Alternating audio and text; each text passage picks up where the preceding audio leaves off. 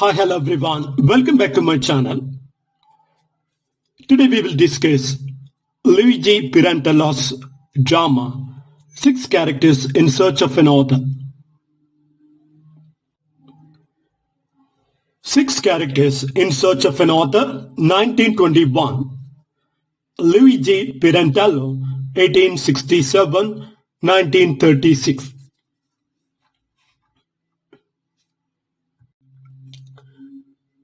Luigi Pirandello's Six Characters in Search of an Author is a pioneering meta-theatrical work that challenges conventional ideas about reality, identity, and art.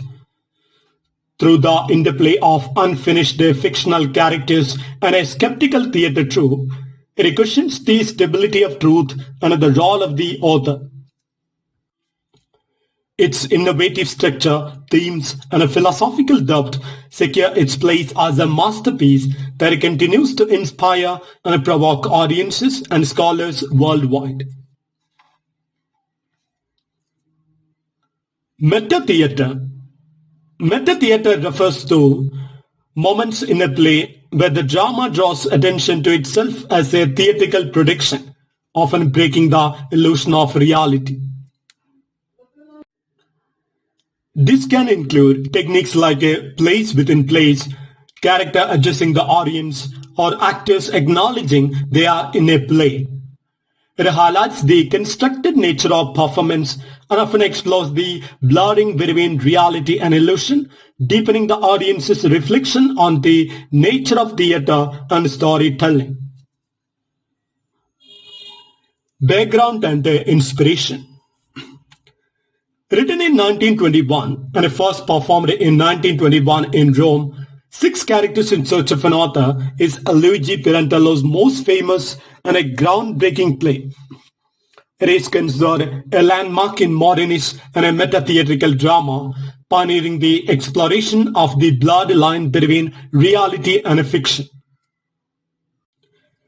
Pirandello was inspired by his own reflections on the nature of identity, theatrical illusion, and the problem of creating art that captures the complexity of human life.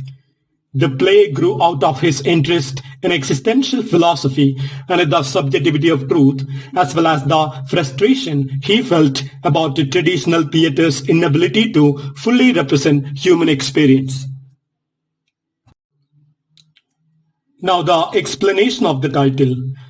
The title, Six Characters in Search of an Author, directly reflects the central premise, that is, six unfinished fictional characters interrupt our rehearsal, demanding that their story be told by a living author. The title evokes a paradox where characters seem to possess a life and will, independent of their creator, suggesting blurred boundaries between reality and fiction, author and creation. Now let's analyze the structure and the divisions of the work. Six Characters in Search of an Author is traditionally divided into three acts. Each act progresses the interaction between the six characters and the theatrical troupe, rehearsing a different play.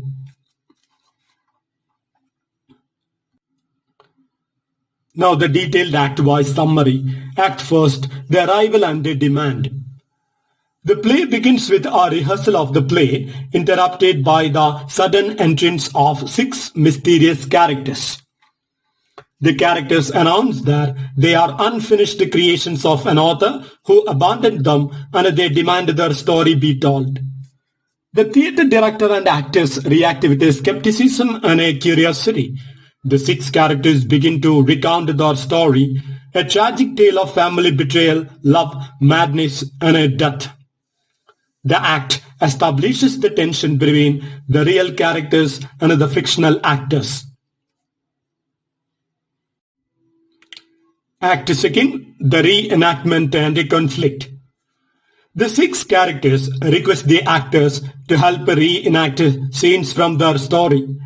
The director tries to rationalize and control the situation, but the character's reality resists theatrical codification.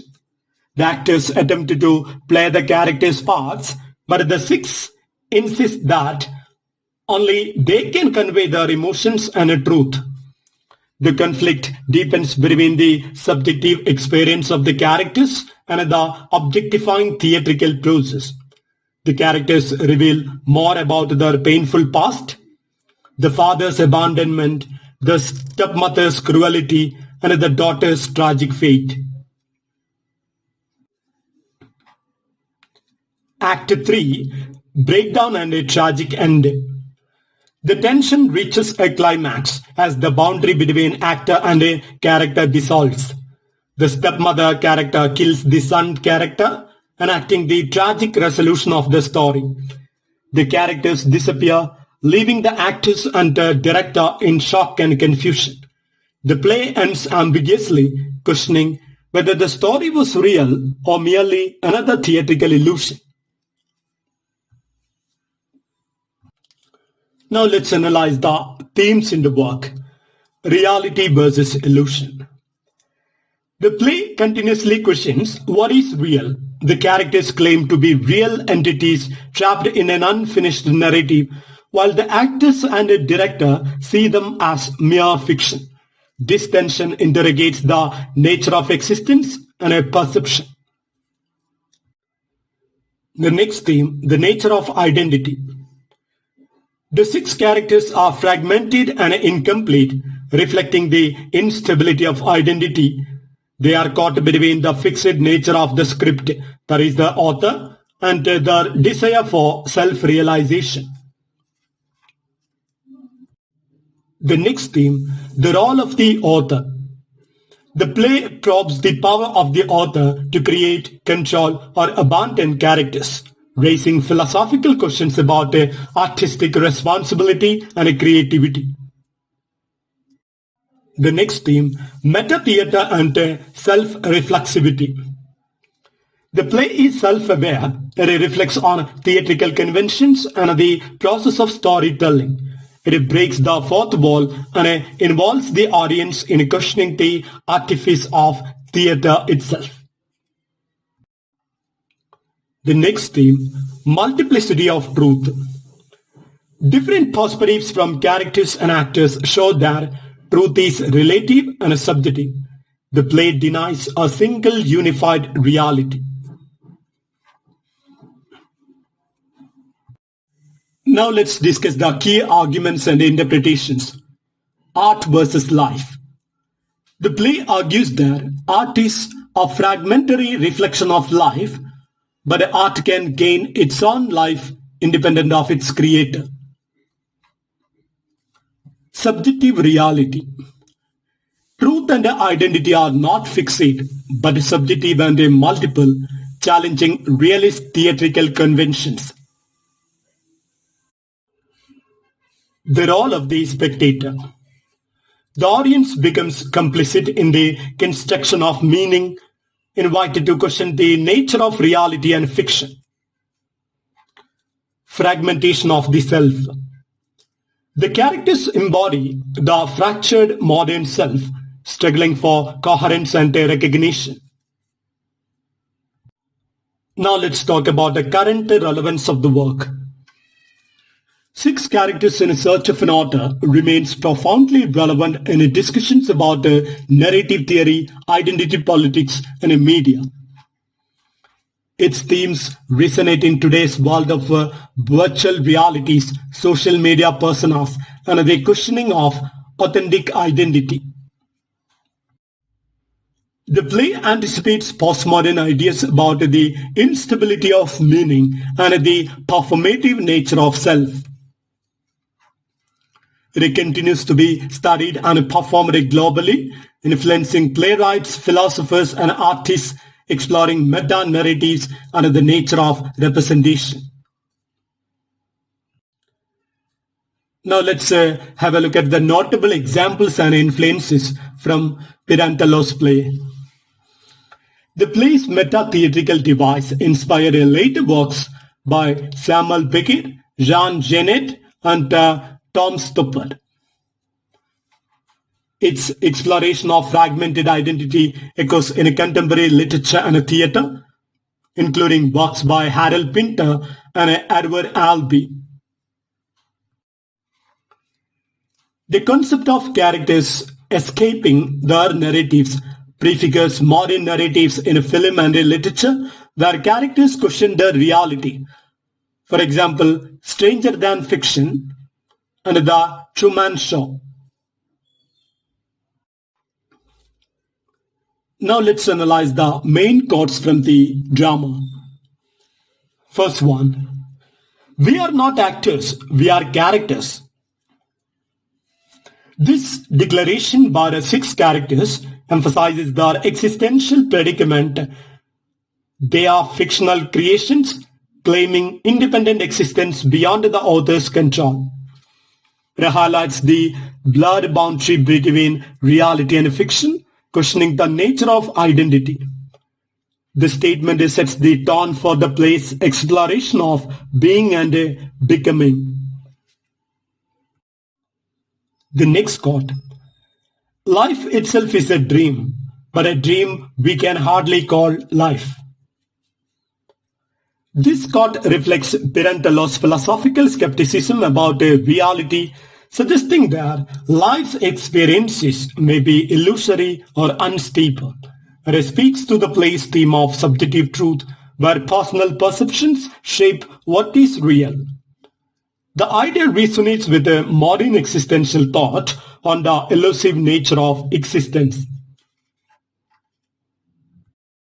Now the next quote. You who act, you are like statues. The characters criticize the actors for the mechanical artificial performance, contrasting it with the characters' passionate but incomplete reality. This highlights the play's critique of conventional theatre's inability to capture authentic human complexity. It challenges the boundary between performance and lived experience. Now the next quote. The author has abandoned us, but we exist.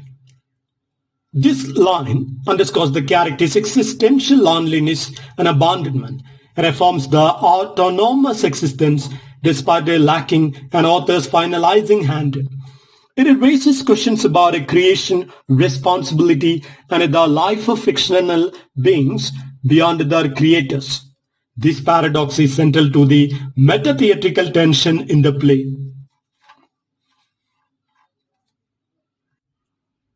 The next quote. We have our truth, but you don't want to hear it. Here the characters confront the theatrical company, asserting that the reality is valid though inconvenient or incomprehensible to others. It reflects the conflict between subjective and objective realities explored throughout the play. The quote emphasizes the relativity of truth and the power dynamics in storytelling. Now the next quote. Truth is what each one believes it to be. This statement crystallizes the play's relativistic view of truth, rejecting any absolute or universal standard. It supports the fragmented, multifaceted perspectives portrayed by the characters and actors. The quote questions the reliability of perception and invites audiences to reconsider the assumptions. Now the next quote. You want to put us into a script, but our story won't fit your mold. The six characters resist being contained by the theatrical troupe's neat interpretations, symbolizing the clash between rigid artistic forms and the fluidity of human experience. It critiques traditional dramatic structures and calls for more flexible, authentic modes of representation. This tension drives much of the play's dramatic conflict. The next quote. What you call reality is only a mask. This quote challenges the audience and the characters alike to question the authenticity of everyday life and social roles. It suggests that identities and truths are performative and unstable, shaped by external expectations. The idea aligns with Pirandello's exploration of masks, both a literal and a metaphorical in a human interaction. The next quote. We live suspended between being and a not being. This expresses the existential limbo experienced by the characters caught between existence as fictional beings and the desire for real life. It conveys the play's central theme of liminality and an identity crisis. The quote resonates with the broader existentialist ideas about uncertainty and the search for meaning. Now the next quote. You are afraid to see the truth in all its cruelty. This accusatory line highlights the discomfort people have confronting harsh realities about themselves and others. It reflects the play's challenge to theatrical conventions that often avoid uncomfortable truths. The quote also implicates the audience's role in preferring comforting illusions over difficult self-awareness. Now the next quote. The author has the power to create and to destroy us. This underlines the immense godlike authority of the author over fictional characters, touching on themes of creation, control, and abandonment. It deepens the existential predicament of the characters who struggle with this power dynamics. The quote probes the ethics and responsibility inherent in artistic creation.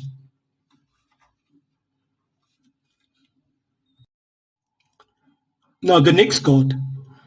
We want to live our story, not just tell it. The characters' desire to embody their narrative fully reveals their yearning for authenticity and self-realization. It contrasts with the theatrical trope's detached enactment, emphasizing the difference between lived experience and performance. This drives the play's exploration of how stories gain meaning through embodiment. The next quote. You want certainty, we offer you ambiguity. This line encapsulates the clash between traditional theatre's craving for clear, resolved narratives and Pirandello's embrace of uncertainty and multiplicity. It challenges audiences to accept a complexity and ambiguity as fundamental to human existence. The quote speaks to modernist aesthetics and their philosophical skepticism. The next quote. Our tragedy is that we are unfinished. This poignant statement captures the character's sense of incompleteness and existential frustration, left suspended without a closure or resolution. It embodies the play's meditation on the unfinished, fragmented nature of identity and narrative. The quote is a powerful metaphor for human incompleteness. The next quote. The theatre is the mirror of life, but the mirror is broken.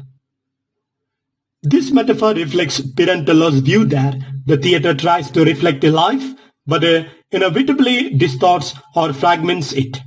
It critiques theatrical realism and a conventional narrative coherence. The broken mirror symbolizes the fractured perception of reality central to the play.